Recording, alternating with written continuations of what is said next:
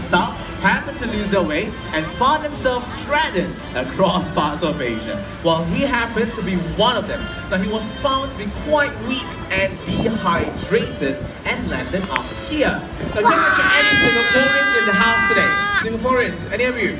Oh, a couple of them, a lot of you today, that's good. Now, this bird was found at Orchard Road, believe it or not, back in 2005. So the authorities called us, we went down to rescue him and bring him back to great health.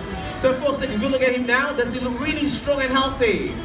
Yeah, he joined a big part of the bird park family. Thank you so much, boy, for joining us today. It's time to head back home, alright? All the way to your left side. Bye-bye.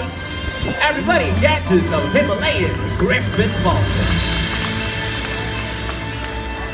Now with that, we shall continue.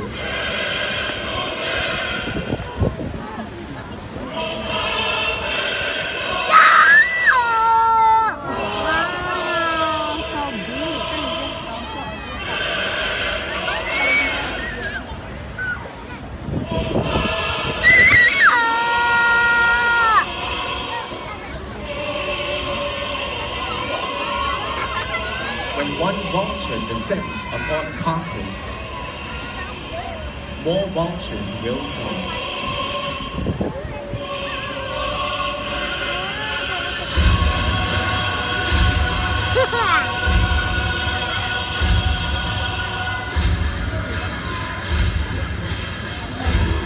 Alright everybody, we're now joined by two species. Let me now share with you who they are.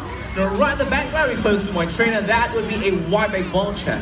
White-backed vulture can be found in Africa, just like Hazel that we saw earlier. And the one really close to me would be a cinereous vulture. The cinereous vulture can be found throughout Europe and Asia. It's a very common sight to see these vultures coexisting together, feeding on a huge carcass, just like that. But sadly, no.